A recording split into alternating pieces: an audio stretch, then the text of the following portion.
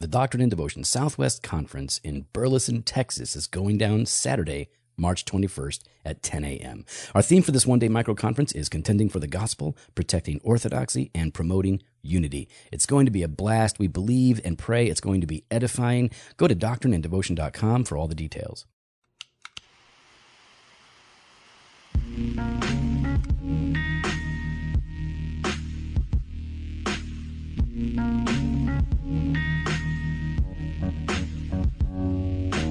Welcome to Doctrine and Devotion, a podcast exploring Christian faith and practice from a Reformed Baptist perspective. My name is Joe Thorne. I'm the lead pastor of Redeemer Fellowship in St. Charles, Illinois. And I'm Jimmy Fowler, executive pastor at Redeemer Fellowship. Boom. Boom. Boom. Boom. Speaking of boom, What? this is a nice mic. Oh, I like yeah, this some mic. new microphones, upgrading some equipment. Yeah. Little by little, doing what we can. Jimmy's when it's studying diligently to learn how to use all this much more I have complicated no equipment. idea what I'm doing. Well, it sounds good, man. Sounds good to me. I just... Why are we letting the deaf guy do it anyways? Like, you're dead. You have a dead ear. I know. I don't even know why I have this thing. You only need one earpiece. I only need one earpiece for this whole thing. Save 50%. Yeah. Is that how it works? You think they're only going to sell me something with half an earpiece? Oh, yeah. At least I you don't- get I the don't see discount that. for sure. Yeah. What kind of discount? Veterans discount. Veteran? Yeah. How? I'm not a veteran. You went to Marmion. It's like the That's same not. thing. That is not the Military same school thing. is not the same thing? It doesn't count? You don't get the discount? No, okay. no, nor should I. I wouldn't know how it works. I don't know. Nor should I. Wow. Thank you to know- all those that have served. When I was in high school, the Marine recruiter would come, the Navy recruiter, they would talk to our class. And he was challenging the kids and everything, and he was giving me a hard time because I looked like how I looked, right? I looked like a burnout. You look like you should be going. Yeah. And It's going to help you, Joey. well, I said, so I could enlist even though I'm a drug user? And You he didn't say it like that, did you? Of course I did. Yeah? And he goes, no, we would not take you. I was like, yes, See, yes, I'm that's out. right. Yeah. Peace. Yeah. High standards. Yeah. Yeah. Well, I was happy to not go at the time because I was a selfish, ignorant little pagan. And though it would have done me a world of good. So what has changed? Now I'm a selfish, ignorant little Christian. There's the Okay, the yeah, last yeah. part. The last part has I changed. think. Gotcha. Fundamentally. All right, That's, all right. So yeah, man. How's your day going? It's going well. Okay. Going well. Mm-hmm. Going fine. We're recording this on Wednesday night. It's going to Yep. drop tomorrow on Yep. Thursday. So when people are getting this, is fresh pod. Yep. I got to go home, get some dinner. And you have your discipleship group Yep. tonight. Got DG tonight. So Is this like what do you call it? The sip and paint party? Is that what you guys do? sip and paint. You know, like what those, is like that? it's I have never heard of that. yeah, the ladies go and they paint and they sip wine and they like paint and it's like a whole thing. They go out and to do that. It's like No, it's that is popular around not. here. That's it's totally a thing. I know it's a thing. Yeah. It's not my thing. You are the biggest wine no. person I know. I do enjoy wine. Yes, you do. You get nerdy about it. I do. Very nerdy. My wife just got mad at me because I ordered 3 bottles. Cases? Of this. No, I said bottles. cases? Bottles Casks. of 8 Years in the Desert by Orrin Swift. It's his. Nobody cares about this. It's a really good wine. If you can get it, it's nice. Anything by Orrin, The Prisoner, everything's good. The thing you don't want to do, by the way, if you're going to be at the conference in Texas, and let's just say you have a chance to grab a meal with Jimmy or something, don't let him drink wine. Okay. Oh, because first of all, he's going to ask the waiter, he'll start talking about the wine, and then he's going to get the sample of the wine, and he's going to swish it around. He's going to stick his nose in there, like he's All an these elephant. things- all these putting his things are trunk in there, true. and then he'll take a sip, and then he'll I start don't- swirling and I gargling. don't- He'll first of start all, gargling I with don't it. do that. He does it every time. It's super embarrassing. No, so don't I go don't do out that. with it. What I do though. Hold on. Hold on. Okay, you gonna do it? Yeah, that's what I'm talking about. Yeah, I do that. you make the bong noise. It's No. great. That is what that is. I You're do gonna grab I that drop. Put that in the effects button. that is a bong noise. I don't know what you're talking about, okay, Joey. sure you don't. Hey, Jimmy. Yes. Listen. Speaking of bongs, What? Oh, no. Think bombs. Oh, I was you gonna say mean what's bombs. I was gonna what's say bombing? What's bong with the SBC? What was wrong? What's wrong with the SBC? People have been asking us. Yeah. What's wrong? What do you think is wrong with the SBC? You don't think there's anything wrong with the SBC? We talk about. Listen, all you got to do is search our episodes. Just search. There's our a search episode, feature on our website. and there's episodes about what is wrong with the SBC. Yeah, we call out the SBC. Multiple episodes. Yeah. Like, we're not shy about it. I was like, it's like, 11th commandment. We talk about the SBC. Yeah, we've been talking about the 11th commandment before you guys have been talking about it on Twitter. Look, the whole good old boys club. I've been talking about this. As Joe an is SBC. outside of the good old boys. Look, no one likes him. I'm the bad old. Wait, what? I don't know. No, I'm not good no old one. boy. Trust I'm me, not allowed trust anywhere. me, if you see Joe with actual SBCers, you'll notice no one likes him. Yeah. No. They want nothing to do with Well, him. it depends. Mark Dever likes me. He's nice. He's nice to me. Mark Dever? No, he's way too distinguished. Yeah, no, but he's not like the good old boys. He's not. Oh, I guess, but he's too distinguished for you. No. Well, he is. He is. Because you know how I know he's distinguished? He parts his hair on the side. That's how you can tell. Distinguished person. Yeah. Your hair falls in the middle like you're some like wild person out of some like movie in the Middle Ages. Yeah. I'm just saying. Maybe. Okay. Maybe. So anyways, people are asking us what's wrong with the SBC. Well, so they're asking us this because there's been a lot of conflict the last year or two. A lot of conflict, a lot of arguing, drama. debate, drama, a lot of mama drama. Mama drama. From the drama mamas. That's it. There you go. And some of the drama is worthwhile. Warranted. Yeah, of course, totally. Of course. And so some groups have distanced themselves from us as if we're liberal or something. I don't know. I mean, like some people, we used to like, write for groups, and they we were all friends, and now all of a sudden, they don't follow us on Twitter anymore. Oh, okay. Yeah. It's almost like, today's gonna be my watch. oh, you go see if they're still following. I'm gonna you? see if they're still following me. Well, because one of the individuals is not following you anymore. Yeah, I know they don't follow me. I'm gonna see. I'm as confessional as ever. Oh, I know. Then and I'm the one that follows you. He follows me. Yeah, look at that. Still following. Yeah. Well, I'm sure people know who we're talking about. Anyways, here's the point. So we've distanced ourselves. Follows from me. Yeah. Because they don't even know who you are. That's your true. Your username is a bunch of numbers and underscores. You know what? So. Hey, it's working. All right, we got to get into this because people are going to go, I don't understand why you're not talking about his banter so much. All right, so because some have distanced themselves from us and we have distanced ourselves from others, who do we line up with? That's kind of the question, right? Who do you line up with? So before we talk about what's wrong with the SBC, why don't we talk about what's right with the SBC? Because we're still in it. Obviously, we must think it's worthwhile if we're still in it. Yeah, for now. Yeah. Oh, yeah. Hey, don't test us. Yeah. Because we will leave an organization. You know who you are. So, all right, what's right with the SBC? Big picture? I like well, we've talked about this a lot. We do like the big tent Baptist unity thing. Like there's a big tent. We can all, I think it demonstrates the unity within the body of Christ. Of course, we're still Baptists, but there is quite a bit of diversity among us because it's not a super narrow theological confession that we use. It's broader that would include more kinds of Baptists. Yeah, actually, I mean, when you're talking about that Big Tent Baptist unity, there's Mohler's recent article. Unity in the SBC is theological. You were so excited about that article. I was really. And so he says this. What holds the Southern Baptist Convention together, what beliefs shape our common faith and define our cooperation in missions and evangelism and theological education. There's a short answer to the questions of theological identity among Southern Baptists. Beginning in 1925, Southern Baptists have summarized our beliefs in the Baptist Faith and Message, the BF&M, most recently revised in 2000. The Baptist Faith and Message is the doctrinal statement that advertises to the world what Southern Baptists believe. It establishes the base parameters for SBC entities to use in employment, and it serves as a written testimony to the convictions that unite Southern Baptists and undergird our cooperation. All right, yeah. It's a good article. Everybody should read that article. We'll link to that in the show notes. Well worth your time. And so our confessional identity, the BF&M 2000, allows for diversity while ensuring orthodoxy within Baptist distinctives, right? Yeah, I like the way you put that. Now, it doesn't guarantee that, of course. I mean, we're going to have churches that are going to have to be removed from time to time. There are going to be some that should be removed now. Of course.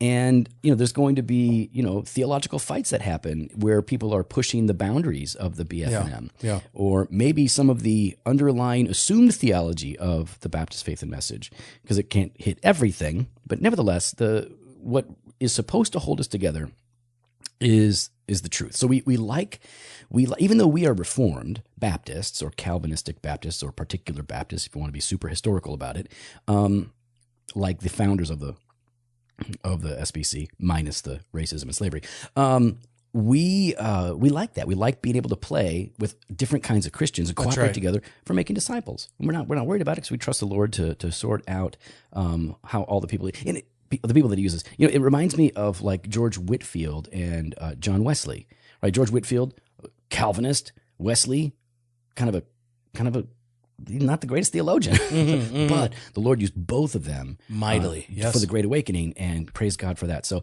that's similar how I feel about the SBC, the Big Tent. What is something that comes to mind that you think of like what's good about the SBC? I definitely think the seminaries are really good. I mean, I haven't had the opportunity to go to an SBC seminary, but you see the rigor that these individuals are being put through. Well, right? if they go to Southern, yeah, of course. You see the standard, right? And At Southern, yeah. at the Southern The Baptist. Southern Baptist Theological You're Seminary. so proud of that, aren't you? Every single time. You're so proud of that. But like, even look at Midwestern Baptist, sure. right? Great You see seminary. some great things going on there. Love You see- Midwestern. You see like the churning out these fantastic pastors, right? Yep. Yeah, good things going on. The three seminaries that I'm most encouraged by right now are Southern Midwestern and Southeastern. Whoa. Oh, I know. That means Whoa. obviously, there you go. Whoa. All my cards are on the table now. I'm obviously for lady preachers and for revoice. And now we know. Thank you for the clarity. Now, I personally, I think honestly that the top two I think are Southern and Midwestern, because there seems to be more of a reformed orientation in those seminaries. And I would put Southern at the top of that for a lot of reasons, but then I would put Midwestern edging out Southern in for a couple of other reasons in different ways. I do agree. Seminaries are great. You know, if you're an SBC church and you're sending one of your people to seminary, by the way, if you're sending one of your people to seminary, I hope that church will find ways to support that person in going to seminary. But you get a discount going to the seminaries. It's a great opportunity. We're pro seminary, so we like the seminaries. How about the North American Mission Board? Yeah, that's a good thing. Now, like every organization in the SBC, it's going to have weak parts, right? Everybody, like in our local church, we have weak parts and strong parts. So when you look at the North American Mission Board, there are weak parts and strong parts, but overall, they're doing a really good job. They're working very hard to plant churches, to preach the gospel, to make disciples in North America, and I've seen great improvement over the past 20 years. When my wife and I were commissioned as missionaries with the North American Mission Board in 2000 to now, honestly, my perception was in 2000, if a monkey could use sign language to show the gospel, they'd let that monkey be a missionary, be a church planter. They would send anybody who could, as long as you didn't speak in tongues or drink beer, you could be a church planter. You can go. But now they have a better assessment process. They're actually not just sending anybody. Yeah. They're being much more careful. And so, North American Mission Board, I like it. What about the International Mission Board? Don't like it. Why? Terrible.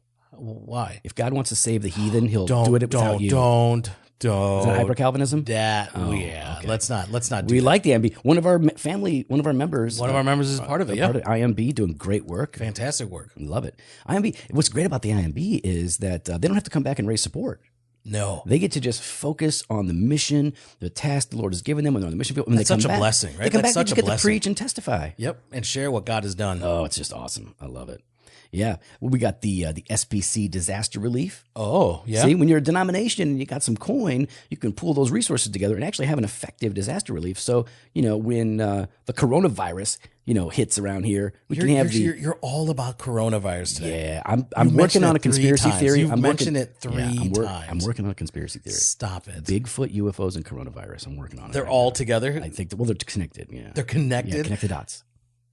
Give me one connection of the dot. Okay. Well, obviously, Bigfoots are aliens that have come off of the UFOs.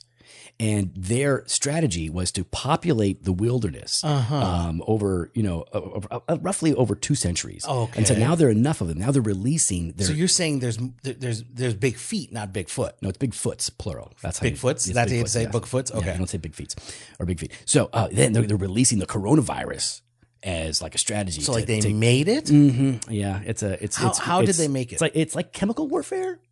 I think nobody cares about this. All right, so I don't believe in any of that except for maybe a little bit of Bigfoot. Okay, a little bit. No alien stuff. Joe, okay, a little bit, a little tiny bit, maybe. And I don't even believe. I just like it. I just like. How about this? Okay, like 70%? No. 80%? I like it 100%. But you believe it? I don't. I believe it 1%. 1%. There's a 1% chance that there's Bigfoot out 1%. there. There's no empirical evidence. That's the problem. There's just eyewitness testimony. Anyway, I listen to a lot of Bigfoot podcasts. Yeah, I know. I share an account with you, and you sit there and you like certain accounts. on our Instagram thing, and I'm like, I have to go through and unfollow these things. What are you trying to do that? Oh, yes, you Stop do. it. Can we just focus on what you like about the SBC? You know what? ERLC. I'm going to say it. You're so liberal. I'm going to say it. I guess you're voting for Bernie then, aren't you? No, Obviously, that has nothing to do with ERLC. I am not voting for Bernie. You know that. Ethics and Religious Liberal Commission. No. Liberal? Is that what it stands for? No, that's not what it stands for. We actually like the ERLC. Yeah. The ERLC is a great thing. The policy arm of the SBC, promoting and pursuing freedom of religious expression. Yeah. Pushing back against the evils of abortion.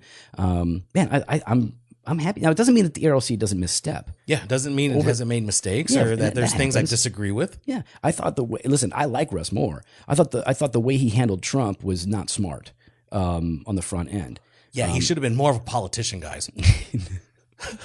That's not what I'm saying.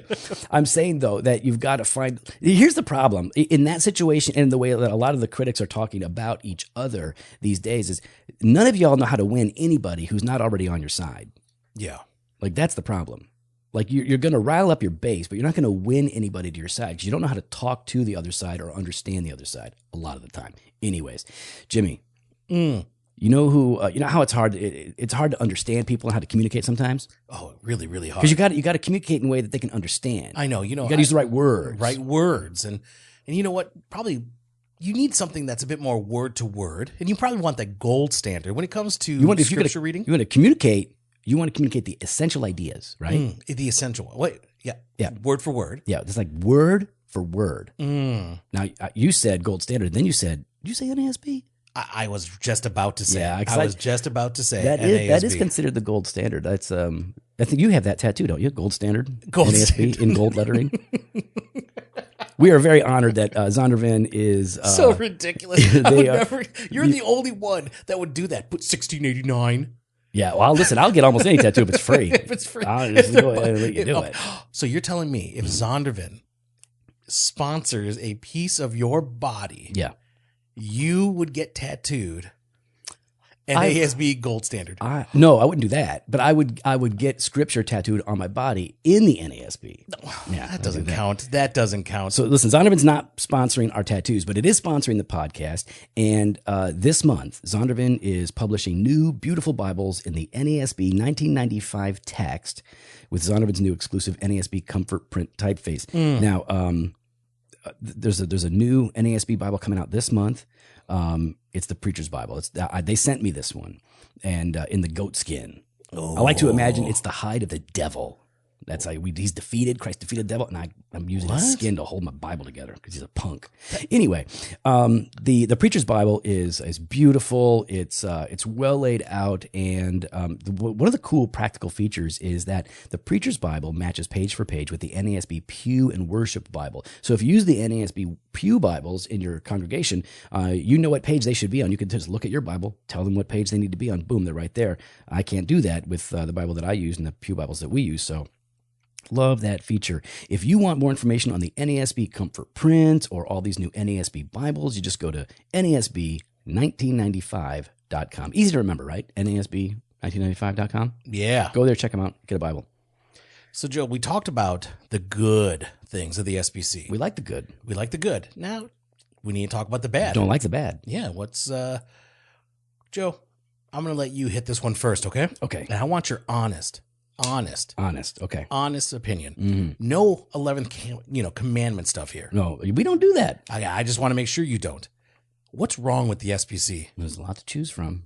Oh, is there? Okay, so I am going to go with what I think is most problematic, and that would be the SBC logo. The SBC logo. That is the worst thing to you? So bad. It's so dated. I think it is. And the name. I don't like the name. Southern Baptist Convention. We need to change the name. What? Oh, yeah. What are you going to change it to? Are you kidding me? Actually, first of all, I actually disagree with you on that. Changing the name? Change it from Southern. We are not a Southern Baptist convention. We are a convention of Baptists that are global. Or at least we could say we are a convention of Baptists that go across all of North America. Originally, it was a Southern Baptist convention located in the South. You're not going to get this. Yeah. No, you're wrong. You might get the logo changed. Yeah. I'll get the logo You'll changed. get the logo changed. I just don't think you'll get that. They actually commissioned a new name. They called it the Great Commission Convention or something like that. And GCC? I don't know what it is. But here's what happened. You can identify your church as that, instead of a Southern Baptist church, and it still counts. And if you use that URL, it takes them to the SBC.net. They did this whole thing because people don't like the name. No, well, Northerners don't like the name. Anyways, okay, so that's not a serious thing. That's not a serious thing. It's not? No, I mean, the logo, moderately serious name, little moderately serious. But no, what's really wrong with the SBC? We talk about this all the time. Unregenerate church members. We got, Jimmy, how many members, how many Southern Baptist church members are there in America? Didn't they say like 16 million? Yeah, it's down to 15. We keep losing people. Okay. 15 million. 15 million. 15 million. That's a big denomination. Now, yeah, but how many are there on Sunday? 5 million. Oh. Yeah. That's a third, Jimmy. Well done. Look at that. 5, 10, 15. Done. I can do my 5s. Well done. Yeah. I'm very proud of you. SBC can't do their 5s.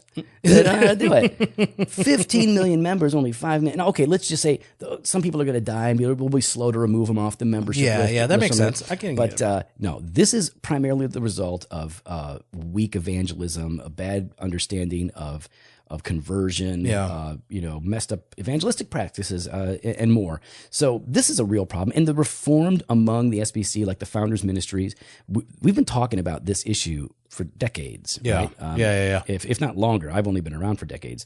And so that's definitely a real problem we need to address. Not happy with it. We need to figure out how to best clean it up and then to practice regenerate church membership, which we've talked about on previous episodes. What about just weak ecclesiology? Right? Who has weak ecclesiology in the SBC? Come on. Really? Stop playing. Joey, you're out there a lot more than I am. You know. You're talking about the stormtrooper dancer on along with Game of Thrones throne. Okay, along with that, then unchecked pragmatism. Yeah, it's pretty bad. Like, here's the thing. Let's even talk about like just the theology of worship. Let's talk about the pastors' conference, right? Yeah. Let's at least hit on that because I will say this.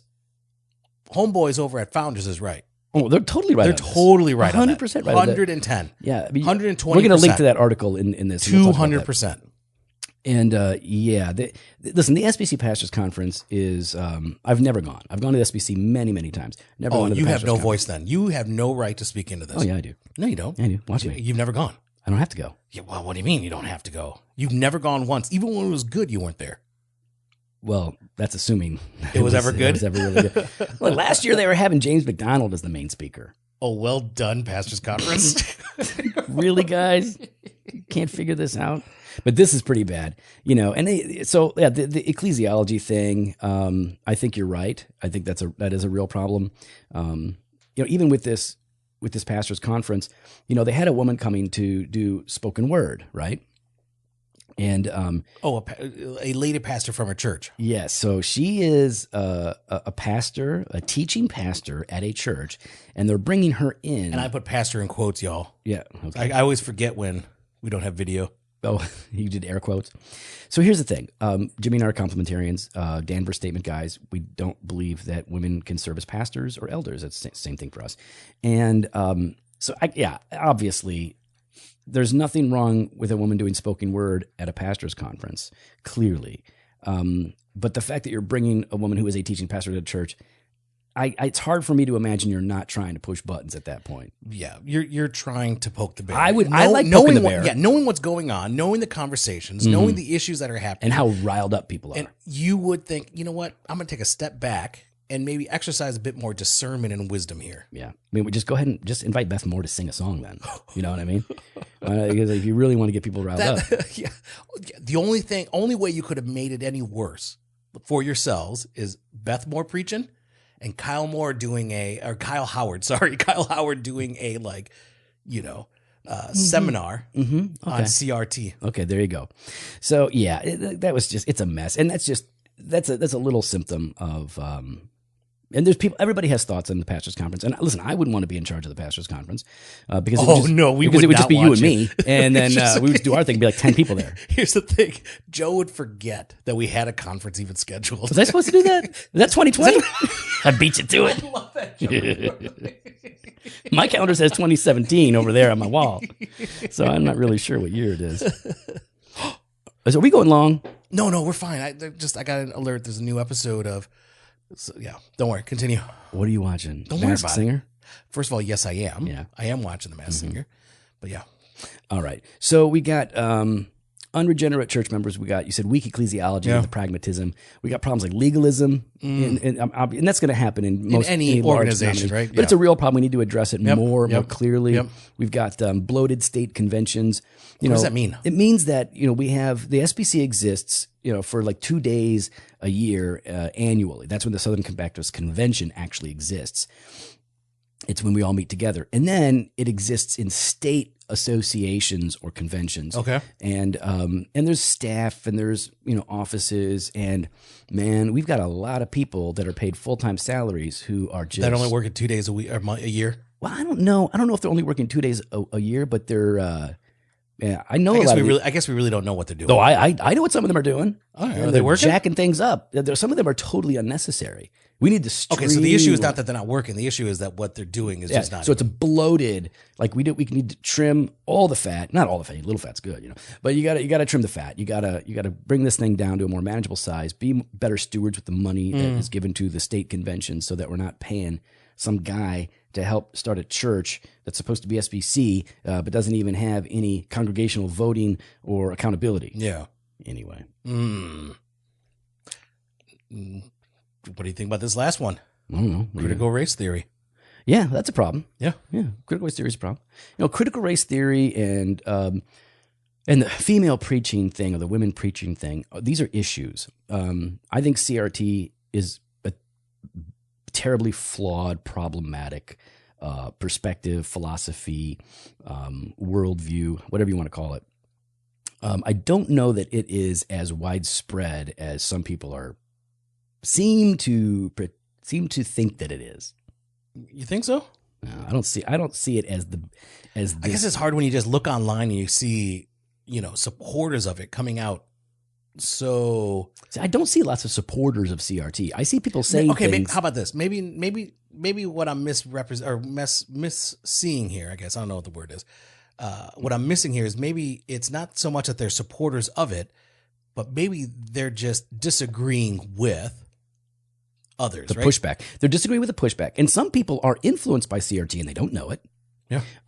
Some people are repeating ideas and phrases that are that to them sound right, but they don't understand what it is saying. Yeah. And then there are people like, in the past, I've done this. I've even done it on the podcast where I'll try to define racism along the lines of CRT just to get a conversation going, right? So, if we're going, because I think we can define racism in a couple of different ways, right? So if we are defining it as common, CRT people would define it like, well, it's the oppression of a particular people group by those in power. Yeah. And so if you don't have power, you can't be racist. Okay, fine. Well, let's talk about that. I can talk about that. But then let's come up with a word to talk about like what most of us would just call racism then, right? Prejudice or whatever.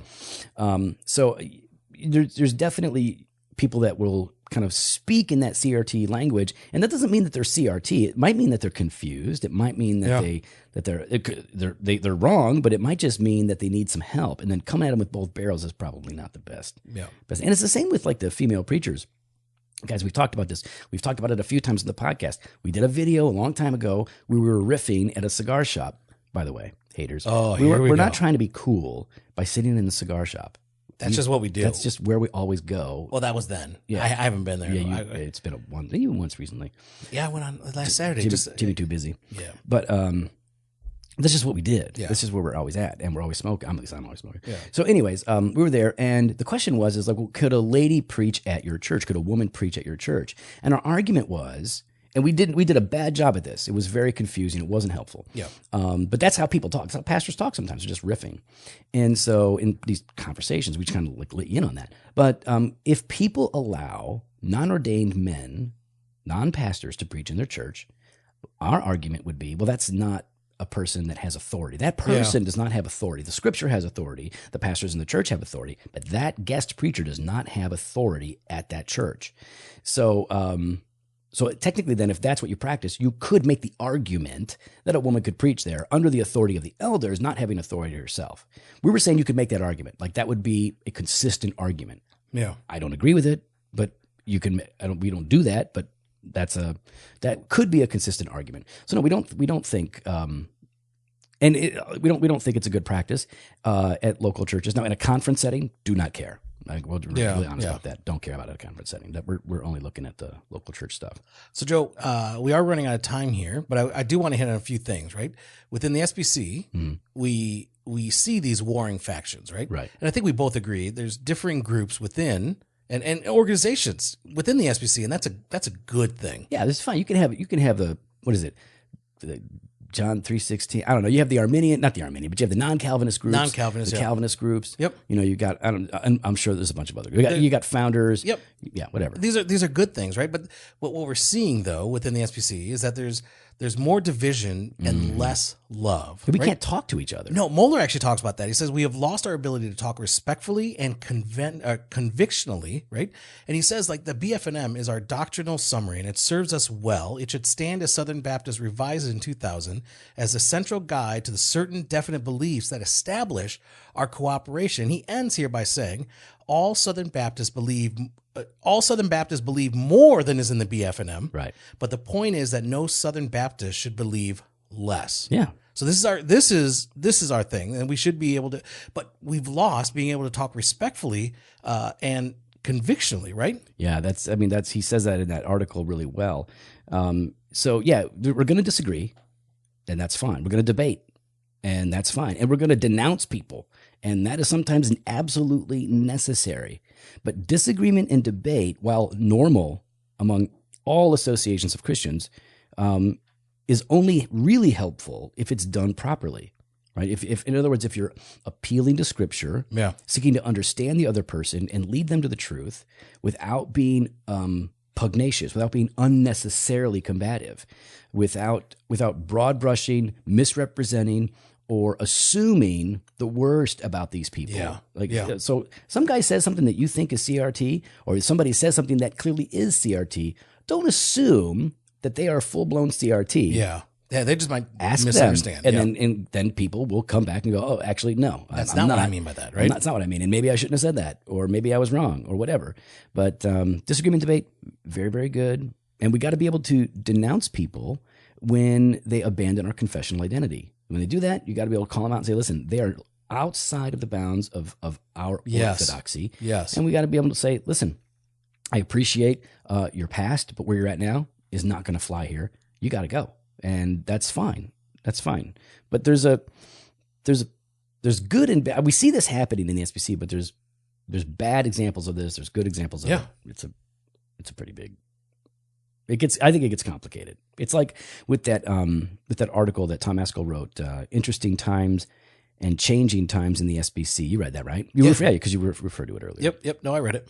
So in that article, there's stuff to affirm. There's we totally agree with him. Oh yeah. Like I said, I mean, there's things at the pastors' conference and things like that I disagree with. He mentioned, actually, let me pull it up, over at Southern Baptist about or Southern Seminary about the article that Mohler had scrubbed from the website, right? Who was it? It was Dr. Hall's article, and Dr. Hall's come out and said, "I reject CRT entirely." And so Mohler's like, "Yeah, I scrubbed it. I took it off because it doesn't reflect what we believe." Yeah. So there's things that Tom's pointing out there and he's concerned about that, I agree with where he's coming from in that. Yeah. Then there's other things I'm like, okay, so the whole Karen Swallow Pryor thing, she gets lit up on social media by some ungodly tweeters out there, man. Oh yeah. The tweeters be tweaking.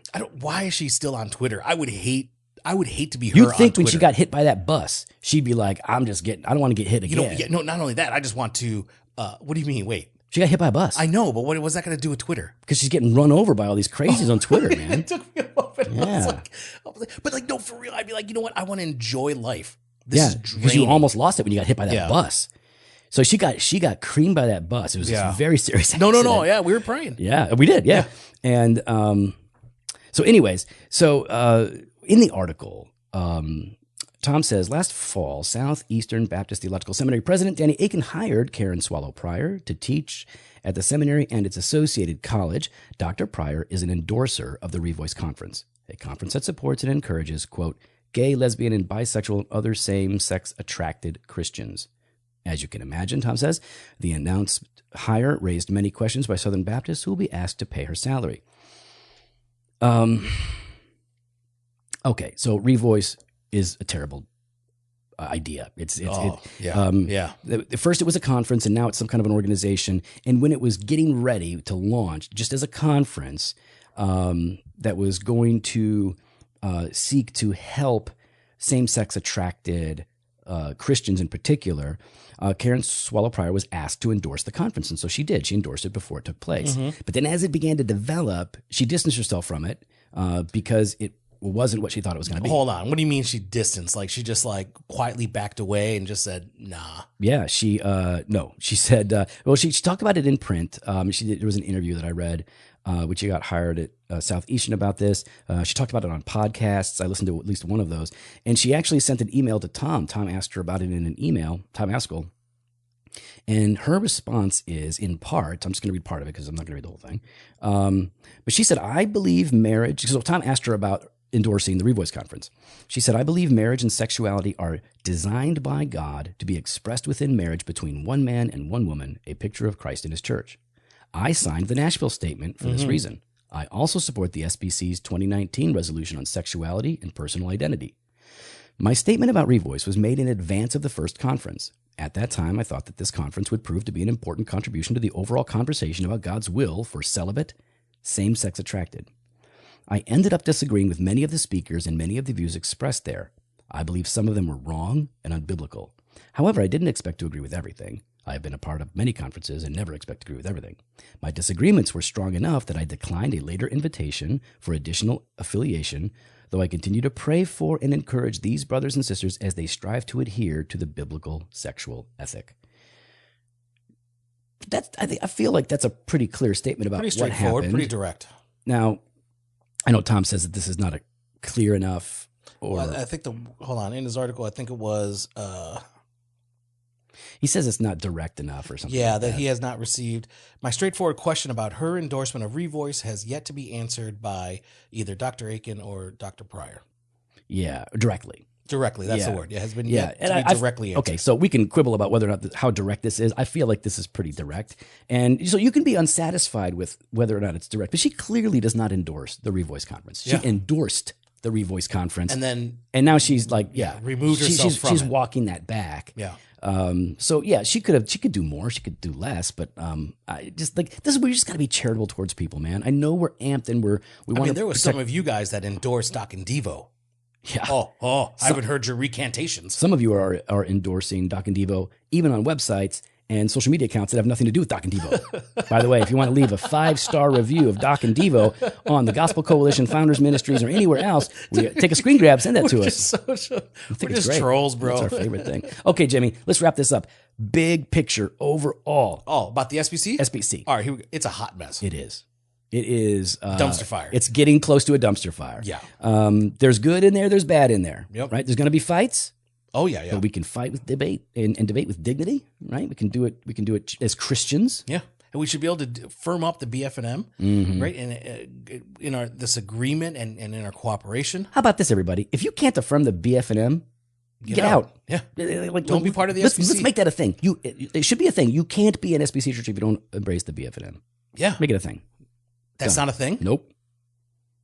That's not a thing? Not a thing. Now, to be a church plant, I think you have to. But Yeah. to come in as one, To come in as one later? you just have to have money? cooperate, Money. You have to have You have money. money You and- got to have money. and you got to cooperate with the spirit of the convention. Something like that. I don't know. But doesn't the BF&M help people understand what the spirit of the convention is and where we are doctrinally? Hey, you know what you didn't say? You didn't get into Resolution 9. How come you didn't say something about Resolution 9? Did I miss it? No, it's not in the notes. I'm just saying, like, yeah. And listen, here's the thing about resolutions, guys. Resolutions are mostly meaningless. Yeah. I'm sorry to tell you. They basically take the temperature of the convention that year. That's all that they are. And so we've had some bad ones in the past. We passed a resolution in the 70s that said, like, oh, well, abortion's bad, but, you know, if the baby's going to be deformed, you can go ahead and abort it. That was one of our resolutions. I think it was 1971. Anyway, hey, listen, you know what else you can fix SBC? Get that logo fixed and change the name. You're really on that, aren't you? Yeah, man, get that. You thing really out of want there. that done. Nobody see that globe cross mess. It looks terrible. I feel like I made that It logo. looks terrible. It looks like somebody made it in the '60s, and It's not timeless. It's definitely not. It's dated. Well, we'd love to hear your thoughts. You can follow us online on Instagram and Twitter at Doc and Devo, or on Facebook /Doctrine and Devotion. You can head to the website, drdevotion.com. There you can contact us. You can sign up for the email blast or hit up the store, jofostore.com, and grab some gear. # change the logo. Fresh pod every Monday and Thursday. Blog post on Wednesdays. Later.